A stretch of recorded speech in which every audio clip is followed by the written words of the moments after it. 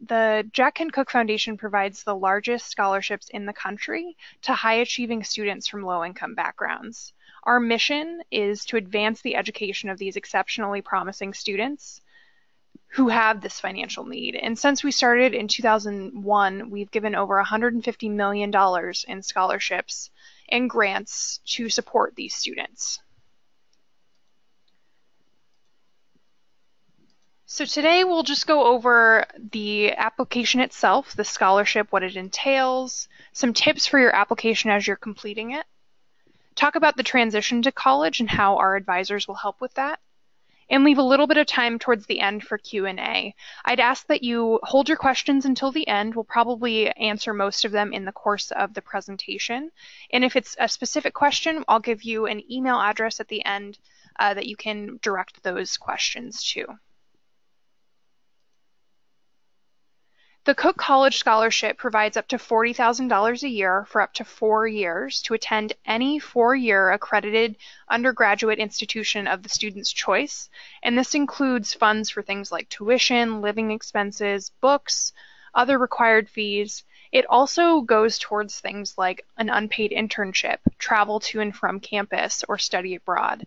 So it goes beyond just tuition, unlike some other scholarships. You'll also have access to our advising team when you select a college, navigate your financial aid process year after year, you transition to college, and to really help you maximize your college experience. Many of our students are first generation, and they find that having an advisor that works with them one-on-one throughout not only their transition to college, but throughout college is really helpful, especially since a lot of our students attend some of the most elite institutions in the country.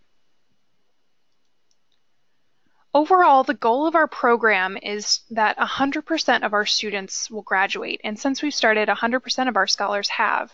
We also want them to complete at highly selective institutions, so from some of the best schools in the nation, the most selective Ivies and liberal arts colleges, as well as public flagship institutions. We think that when students complete at highly selective institutions, they will be well positioned to gain the skills, networks, knowledge, and confidence to be positioned well in their postgraduate studies, whether that is for a master's program, a PhD program, or just to go into the workforce. We believe that when students complete at these highly selective institutions, they will be well positioned for postgraduate success. And we, as a foundation, support students in their goals of completing their higher education at these institutions. We help them take advantage of opportunities beyond the classroom, such as research, internships, leadership, engagement on campus more generally, and service positions. So because they have the backing of the foundation, both through advising and through financial backing, we believe that students will be able to not only graduate, but graduate well and be able to go on to really fruitful careers in which they give back to their communities. Our Cooke scholars are also able to apply for our graduate school scholarship. So this is something that's only available to current Cooke scholars or Cooke alumni, and this is not an outside award. So this is up to $75,000 to students who have successfully completed their bachelor's degree and decide to attend graduate school within 2 years of receiving that degree. And this can be applied towards any type of post-bachelor program. Students also get access to our scholar community and network. We talked about that a little bit in the video right at the beginning of this presentation, but the Cooke community is one that's a really profound family. They actually call themselves Cookie Cousins. It's a community and network of scholars of over 2,300 school scholars and alumni that span the country and the globe. Our students are everywhere, and they're interested in just about everything. In addition to in-person regional and national events, we also have a very vibrant online community in which students really support each other, not only in college, but also out of college once they are in the job hunt or looking at graduate schools. Our scholars are also able to attend a really fantastic gathering called Scholars Weekend. This is a weekend that happens every summer, and it's an all-expenses-paid trip to our location in Lansdowne, Virginia, which is just outside DC. And it's a really amazing experience for new and current scholars to create community and really learn valuable leadership skills. They get to not only hear from each other and learn about what each other are doing in their own intellectual pursuits and their research, but they also get to hear from speakers that we bring in. We currently have over 1,000 Cooke alumni, so that's a really profound network of successful scholars who have gone on to do some really amazing things. And students, the second they become a Cooke Scholar, they have access to this profound network.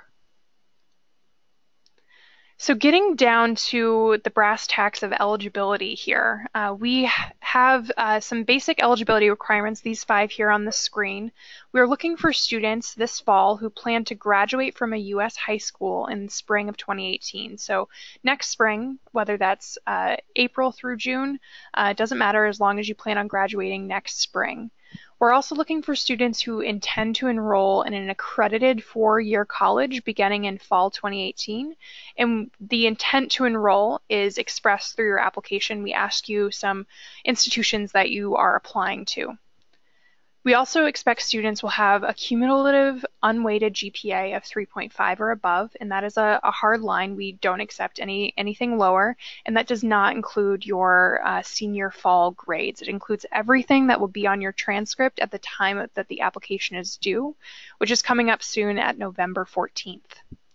We also require pretty high test scores, usually in the top 15%, and our threshold is a 1200 for SAT and a 26 or above on the ACT. And again, just like the GPA, this is a hard line. We're also looking for students whose families can demonstrate unmet financial need relative to the cost of college. So we define financial need as having a max annual gross income of $95,000 or lower. Now, most of our students that do get selected as scholars have much lower annual gross income, usually around $30,000. But that's not to say that we haven't selected students that have a higher annual gross income. Most of our students will be Pell eligible, though, so just keep that in mind. So for those of you who have started the application, you have noticed that it's pretty intense. We have you assemble this application team. So it's not just you filling out the application. You really have other folks on your side to give us different perspectives about who you are as a student and as a person outside of school. So the most important part is definitely the application that you fill out, the student portion. But we also ask for a parent form from your parents or guardian. We also ask that students submit 2 names and emails for their academic recommenders. Unlike some other scholarships or colleges, we don't require recommenders to write a traditional letter of recommendation. It's a separate form that we have them fill out. It's not very extensive. It should take them around half an hour, and they can use a lot of the material that they would use in a regular application or a recommendation letter inside our application system, but it is something that they need to complete on their own. And once you submit their name and their email as your recommender of choice, they will receive an email from us letting them know that they can fill out the recommendation at any time.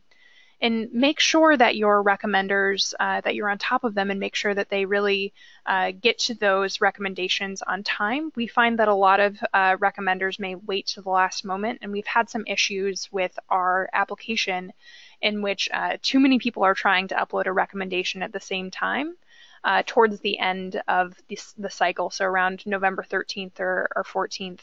So just get ahead of that and make sure that your academic recommenders know that they need to submit it at least maybe a week ahead of time just to be safe.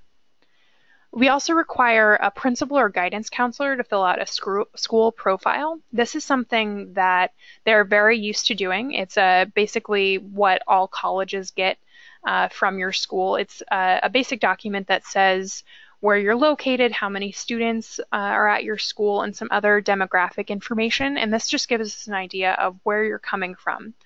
This document will also tell us things like, does your school offer AP classes? Does your school offer IB classes? What percentage of students are enrolled in those classes? So we can get an idea of how you stack up to other students in your school. So very similar to the same the process that some selective colleges and universities use.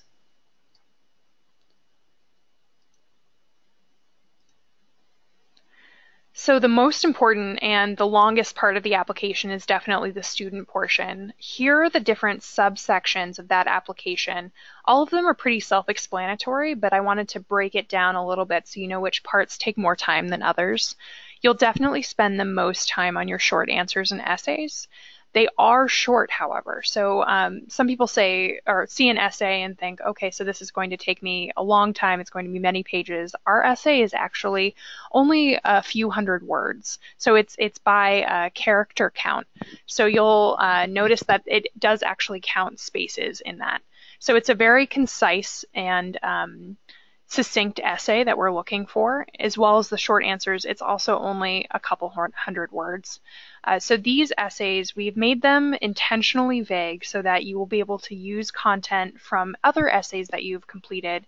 Maybe you've spent so much time on your college essay, you can use a lot of that material in this application because we know that you're really busy around this time of year applying for other applications as well as for colleges and universities. So we allow you to kind of incorporate other material. So that's why we intentionally make those questions a little more vague. We definitely want to help you out as much as possible, but that will take the bulk of your time. But don't forget about these other portions.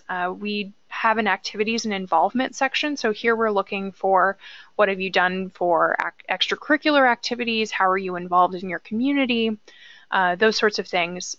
One mistake that students often make when they're filling out this section is that they won't proofread it to the extent that they'll proofread their short answer or essay section.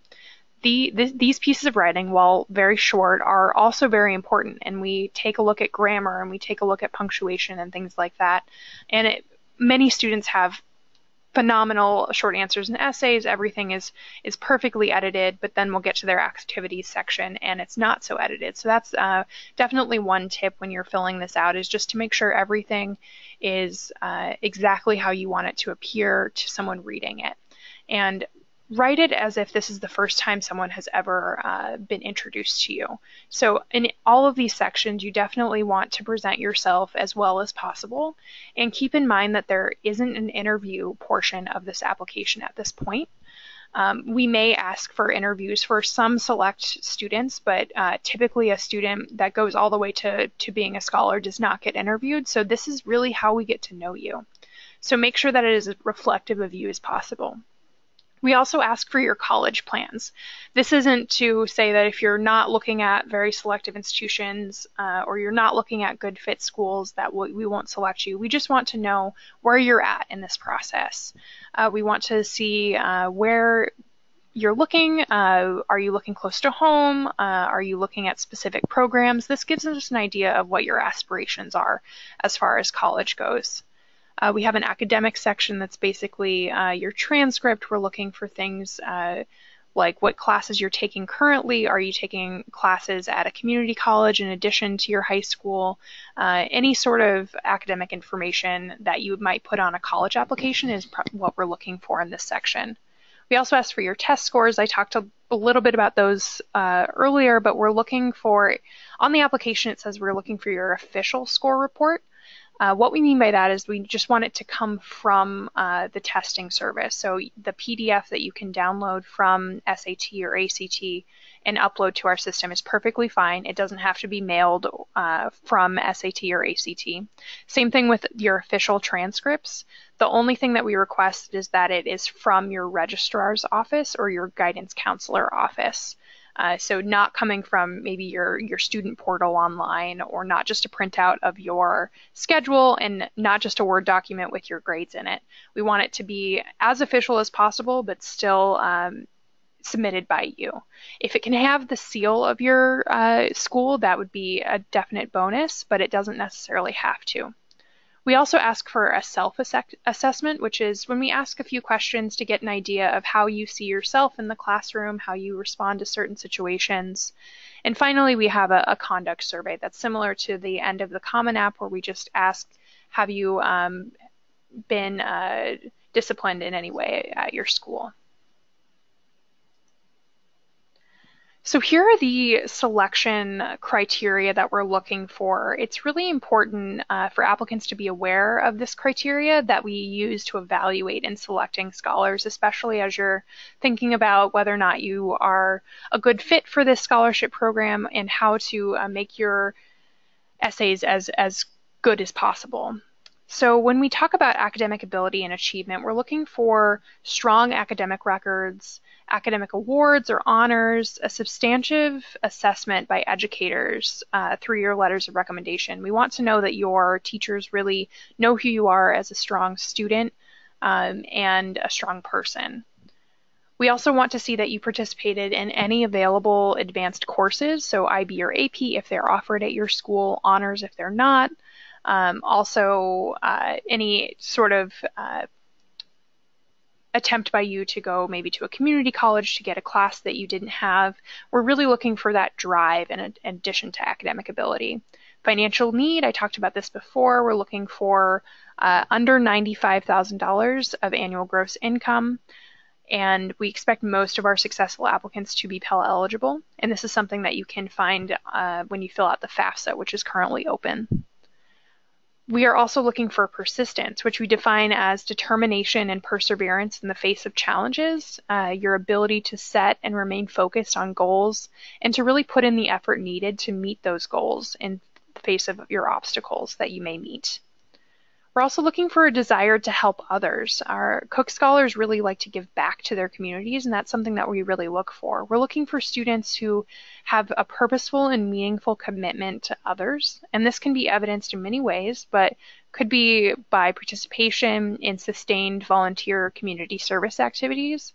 We're not looking for you to log hours or do something every now and then. We're looking for you to have a real passion for serving others, and that can come across in your activities, but also in your essays. Finally, we're looking for leadership, and we have a very broad definition of leadership. It's the ability to organize and positively influence others, both in school and out of school. We don't just look at traditional leadership like being class president or being the president of a club. We're also looking for maybe untraditional leadership, like such as in your family. Do you take on additional family responsibilities, such as taking care of a sibling? Are you really involved in your church or religious organization? Do you take a leadership position in sports or your workplace? These are all of the things that we're looking for, and we're not just looking for someone to be the traditional leader. We want to see someone who really positively influences others. So it's a more broad definition. And here are some tips when you're filling out your short answers and essays, whether for this scholarship, other scholarships, or your colleges. Creating a list or a chart of all of the essays you need to write will help you see where they overlap and where you can reuse some information, so you spend a little less time on figuring out that later on and can really get into, okay, what do I want to write? How can I really convey my ideas in a really profound way? We really want you to be as clear as possible when you're answering the question. Make sure that when you read your essay back or when you have a family member or a mentor read it for you, that they know what question you're answering.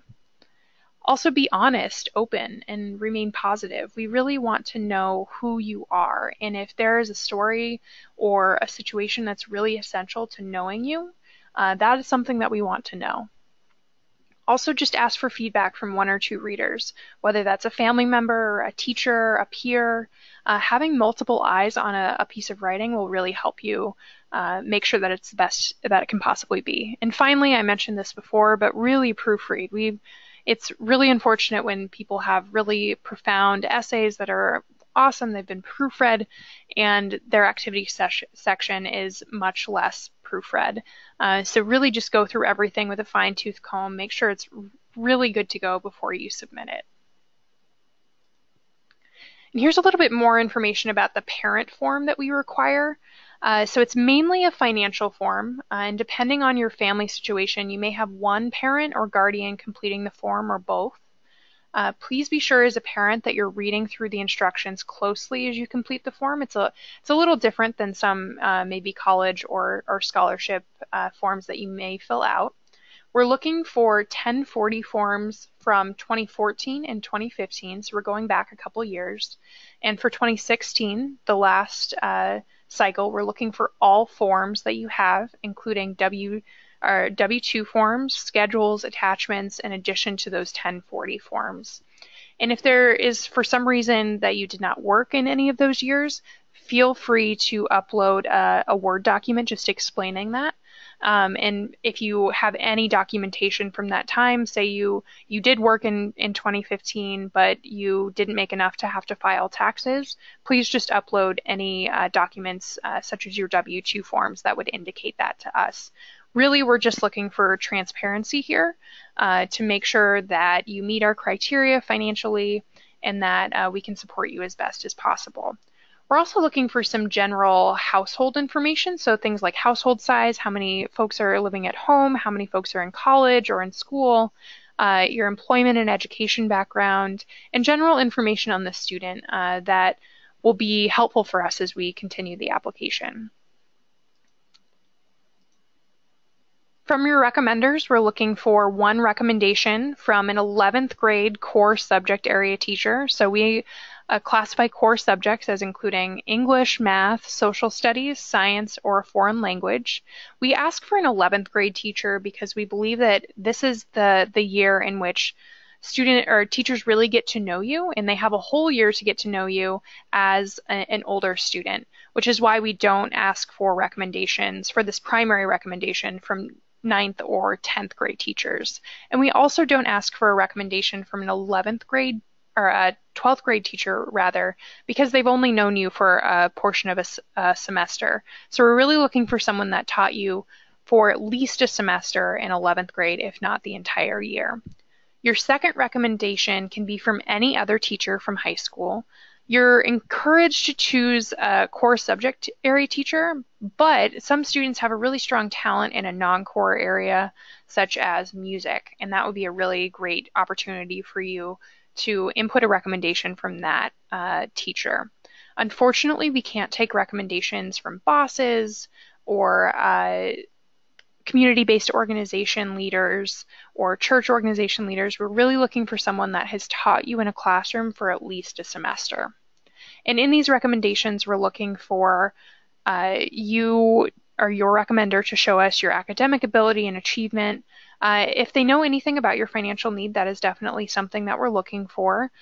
Make sure you have a conversation with your recommenders before you apply for the scholarship. Make sure they know how prestigious it is, but also what it's for. It's for high achieving students from lower income backgrounds. And if they know that, they can write you a more pointed recommendation. We're also looking at that they show your persistence, your service to others, your leadership, all of those criteria, the selection criteria that I mentioned before. So to give you an idea of what happens behind the scenes, once you fill out your application, where does it go? Well, it comes to us here in Virginia, and it goes through our system. So here is what the process looks like. We started last year. This is our 2016 application period with just under 17,000 applications started. Just over 5,000 were completed. So this means that all of these folks didn't even complete the application. So just by completing the application, you're getting yourself that much closer and beating out so many people to get to finally becoming a scholar. And these applications are scored using our algorithm. So we have a semi-holistic process in which we use an algorithm or computer program to analyze things like your GPA, your grades, test scores, anything that has a number assigned to it will be scored using the algorithm. And things like your parent financial data and recommender ratings is also included in this. And through this algorithm, we get down to 600 and just around 600 semifinalists. It changes year to year. We definitely push students through, even if we're over that 600 mark, if we really believe that there's something really special there. And our semifinalists get read by our outside readers. So these are readers that we bring in from around the country. They are college and university admissions officers and high school admissions officers. So they come in and they really know the college application process. And they have also read applications from around the country, so they really know where students are coming from. They have a lot of really profound knowledge about high schools, and they can really give us a great perspective on who you are as a student. This also helps us be as unbiased as possible because we take different readers every single year. We pay for them to come out to Virginia to read for us, and they really look at the things that a computer program can't look at. So things like your essays, your short answers, your activities, your recommendations, and really taking into account where you're coming from. So this is when things like if your school doesn't offer AP classes, we're not looking for you to take AP classes. And finally, this gets down to 70 college scholars. So this process takes a couple months. You will finish your application in November, and then our readers will get our semifinalist list in January to February, and your final college scholars will be announced in early April. So who is a Cooke Scholar? Cooke Scholars are not only smart, academically talented, they also have unique stories and really big goals for themselves and for their communities. Cooke Scholars embody the motto of the foundation, which is to think big, work hard, and achieve. I'd like to introduce you to one of our college scholars. This is Kathy. She won the scholarship a few years ago. She's currently at Johns Hopkins University. She's from Baltimore, Maryland. She showed us her academic ability through her extracurricular activities. She competed in an Intel competition. She did research with a Johns Hopkins professor. She really pushed herself and knew that she really wanted to study biophysics because of this research that she did. She also had a very rigorous curriculum. She doubled up in math and science in 10th and 11th grade, and we saw that as being something that was a very special quality in her. She showed her love of learning through her essays, her leadership by being the president of NHS, and really pushing herself through her urban debate league. She was persistent in that she was the daughter of Vietnamese immigrants who helped her parents translate things, and figured out a way to audit a Spanish class, even though her school didn't offer Spanish. She also did that research work with the Johns Hopkins professor over 15 months. That showed us that she is committed to things. So it doesn't necessarily need to be research with a Johns Hopkins professor. It can be anything, such as participation in a club or a work commitment or a family commitment. We want to see that you are in it for the long haul and you're really passionate about what you do. Finally, she showed service by tutoring non-native speakers at her local immigrant services center. So Kathy is a superstar, obviously, and she is pretty representative of the types of students that we select through our process. I mentioned this a little earlier, but here is our timeline. We're looking for all applications to be in by November 14th at 12 p.m. noon Eastern Time. This is a hard deadline. So everything needs to be in by then. And I did mention this before, but sometimes if everyone is trying to get everything in at 11:30 a.m. that day, the application may have some issues with saving. So just to get ahead of that, make sure you submit ahead of time. A couple days, a week would be ideal. We don't anticipate running into this, but we do have a technical services line that I'll give you the phone number to that later on. In February, our semifinalists are notified by email. So these are the folks that go to our readers. And in April 2018, our finalists will be notified. And throughout this process, we do notify our non-selected students, so you know ahead of time as soon as we know that you are not selected for the scholarship. We notify our finalists in April, early April, because we want to give you time to work with your educational advisor here at the foundation to choose a college. So you have from April until May 1st, when the deadline is to choose your college, to really work with them and make sure that you're making a sound choice, not only financially, now that you have the foundation behind you, but also what is the best institution for you. So I really encourage you, as you're applying to colleges and applying to the scholarship, apply to reach schools that you think you may not be able to afford or you may not get into. because these are places that if you have the backing of the foundation, you really would be able to attend. Finally, here is the URL for the application. It's also available on our website at jkcf.org. If you have any questions, please feel free to call our toll-free number. That's this one right here.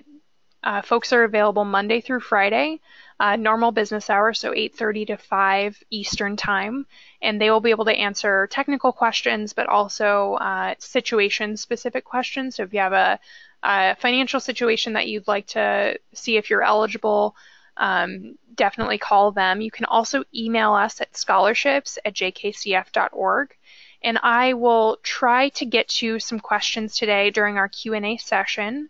But if I don't get to yours, make sure that you email scholarships@jkcf.org to get it answered. So I'll start the Q&A section now. So I'll see if we have a few questions here. So if you're not Pell eligible, should you bother filling out the application? Yes, definitely. So what I meant by that when I said most of our students are Pell eligible, that was just to give you an idea of the type of students that we're looking at in our pool. But we definitely have students that go all the way up to that $95,000 range. So you don't need to be Pell eligible to apply. We're looking for students from that lower middle to lower income range. And then we also have a question, is there a hard copy of this presentation available? Yes, we will be sending out a version of the slides through email, and you'll get that, but a hard copy, you will definitely have to print that yourself. Someone is asking, my GPA is lower than 3.5, but my SAT scores are higher. Unfortunately, we do have that cutoff just to make it fair to everyone else. And again, a couple questions about lower ACT or SAT scores. If you will have new scores coming in before the application deadline, say you took an October SAT or an October ACT, and that puts you over the edge, definitely still apply. But again, those are hard cutoffs. One person is asking if AP was available at our school, but we weren't able to afford the course, does this affect our application?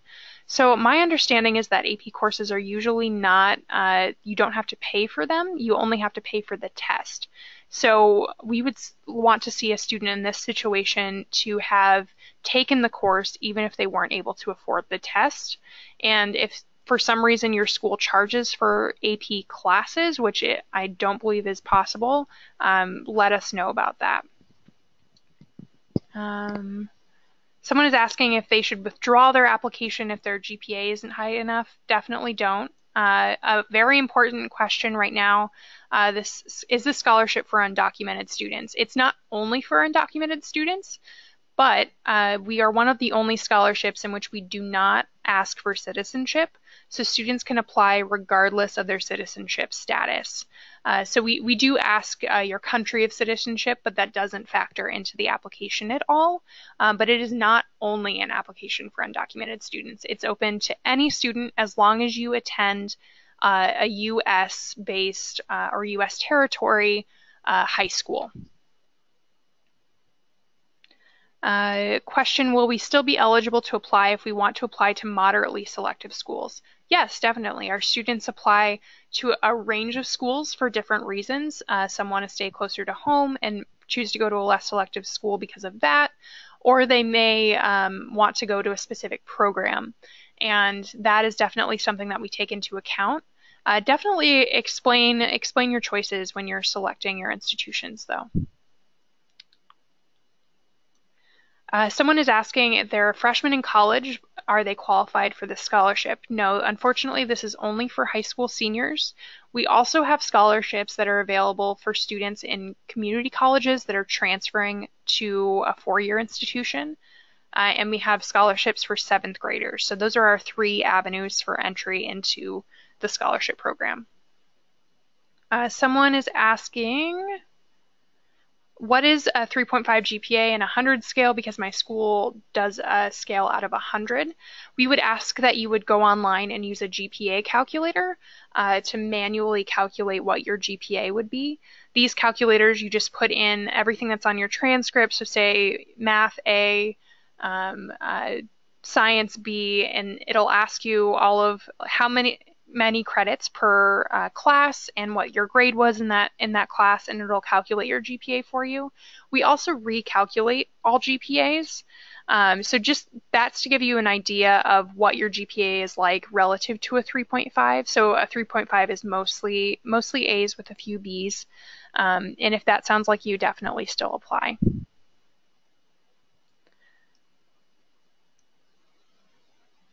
Okay, just going through some more questions.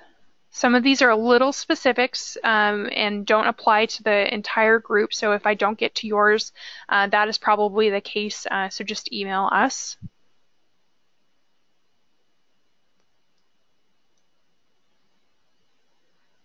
How are divorced parents considered in the application? That is a great question. So we're looking for information from both of your parents. So regardless of the separation situation, we're looking for information from both of them. So we would need their tax documents. This gets a little tricky when we're looking at step parents who may also be on your parents' tax documents, but we're looking for anything that has your parents' name on it, regardless of if they made that money, if that makes sense. So we're looking for if they are on the tax documents with your step parent, we would want that document. Or if they're on just their own 1040, we would want that as well. And someone is asking, what if we take a college class and get a B in our senior year for that class? So we definitely don't count it against you if you get a B, as long as your GPA is above that 3.5. So that is the threshold. If that B puts you below a 3.5, that is when it would matter for the application. But we are looking for students that are challenging themselves, and we recognize that if you're taking a college level class, that it may be harder than your high school level classes. So we take this all into account when we're doing that holistic process. And then another question about divorce situations: what if one parent makes significantly more but is less willing to pay or contribute to tuition? Like most college and financial aid offices, we don't look at willingness to pay in terms of financial need. Another question: are homeschoolers eligible for this scholarship? If so, how do they handle things like the school profile or the recommenders, especially if they don't have any non-parent teacher options? So homeschoolers are definitely still eligible. We have a few every year that apply. Email us if you have any questions that are specific to you, but generally the school profile is something that you would email to your parent. That is the one that primarily educates you. And then if you've taken any classes, say at a community college or things like that, we would want a recommendation from that teacher first. If that is not an option, definitely email us your specific situation. It may be a little bit more complicated, but we'll definitely work through with you. Do grades include senior fall classes? Is another question. We only include your senior fall class grades if they are published on your transcript by November 14th. So if they come out in December, those do not count for that 3.5 GPA. Even if you have an idea of what your grades might be, we don't ask that you submit those. We have someone asking, if we do not have a relationship with one of our parents, do we still have to attempt to submit their tax information?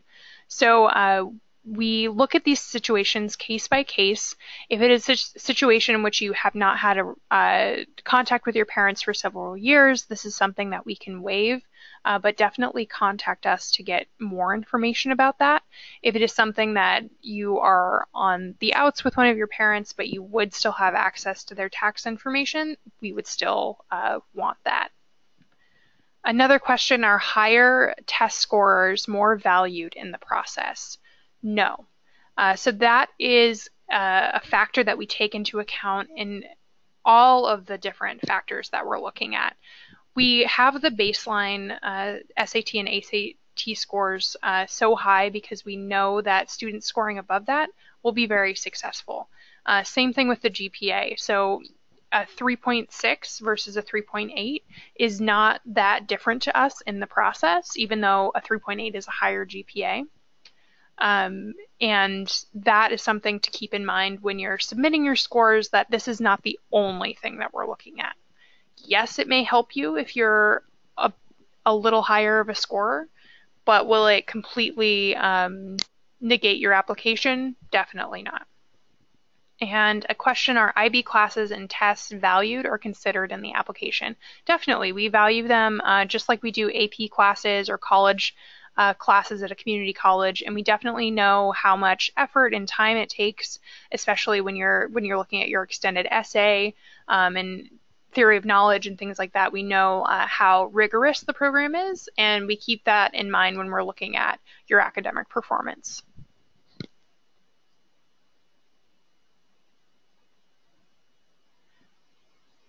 And a question, what does the foundation consider to be highly selective institutions? So we're not just a scholarship for highly selective institutions. As I mentioned before, some of our students go to more moderately selective institutions, but when we're trying to get most of our students into highly selective institutions, because these are the places where you'll have the most resources per student, just in terms of pure financial dollars, as well as in terms of the best faculty out there. But we do understand that there are some institutions that are better for certain subjects than others.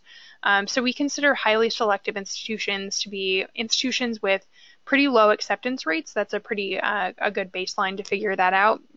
Most of the institutions that we consider selective are probably under a 20% acceptance rate, but we definitely are not solely for students wishing to attend a selective institution. Question, if you have already been accepted into a college but will be enrolling in fall 2018, can you still apply? Yes, definitely. So many of our students participate in early decision or early action processes. If you are trying to decide if you want to do that right now, we would definitely caution you to wait and see if you get the scholarship and if that might change your decision about where you go. That would be something that we would suggest. But if you've already been accepted and maybe you've already put in your intent to enroll in a college next fall, as long as you're enrolling next fall, that's what we're looking for.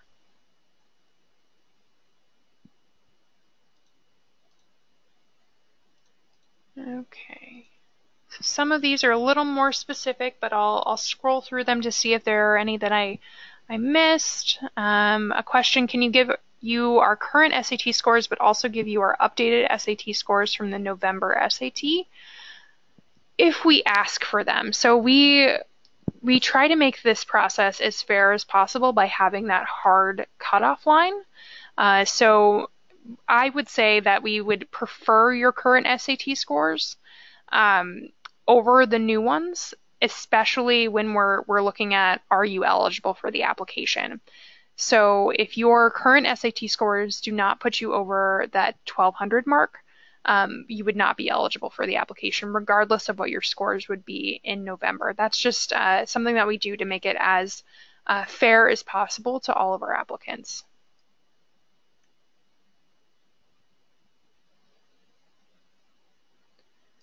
And someone is asking, is there a way to submit SAT scores without writing? So we want whatever comes directly from the SAT. So that includes your writing score, and we want to see everything.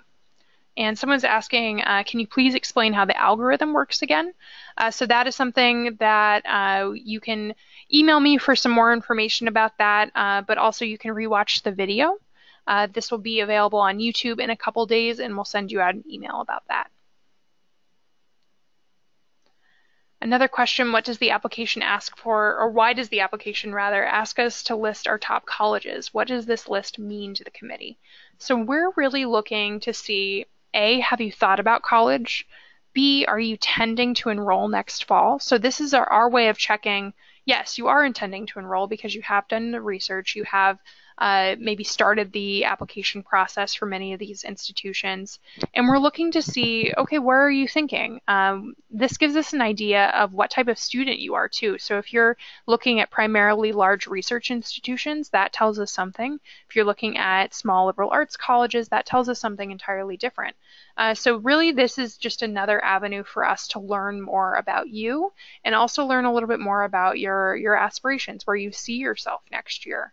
And don't think that putting a college will be something that you're stuck with. Like, we won't hold you to the colleges that you listed on your application. We know that this definitely changes, and you can definitely change your mind. We just want to see where you're thinking right now.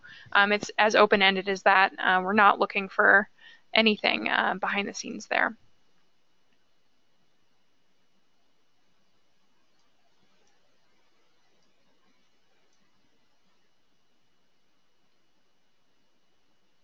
Okay, a couple more questions.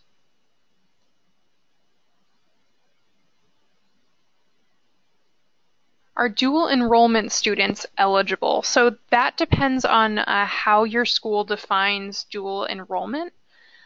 So are you taking your classes primarily at the community college, or are you taking your classes primarily at your high school? And also, do you still get your diploma from your school? So all of these factor into that. So we define dual enrollment courses as just being like an AP or an IB course. So you definitely are still eligible as long as you haven't completely transferred to that community college. So hopefully that helps with your situations. Can I find a list of schools that Cooke Scholars have attended? Yes. So on our blog, you will see every year you can just do a search. We'll have a list of all of the students who have won the scholarship, as well as the institution that they are attending. So that can give you an idea of where students are going. So I'll answer one more question, and then I'll let you guys go here. Do we accept physical copies of the recommendations? No, we only accept those online applications because they are not like traditional recommendation letters. We ask for your recommenders to rate different qualities on a sliding scale. We also ask for short answer and some longer answer sections. So it's not like a traditional recommendation. So physical copies of like a recommendation letter will not suffice for that. And so I know I didn't get to everyone's questions. You can go on our website to our FAQ section. Some of the questions I didn't answer were those that are pretty readily available on our FAQ site. So if you didn't get yours answered, go there first. And if it's still not answered, feel free to email us at scholarships@jkcf.org or give us a call Monday through Friday, 8:30 to 5, and we'll be happy to answer those for you. Thank you all so much for being here today and taking some time out of your evening. We really hope that you apply, and we look forward to reading your applications. Thanks.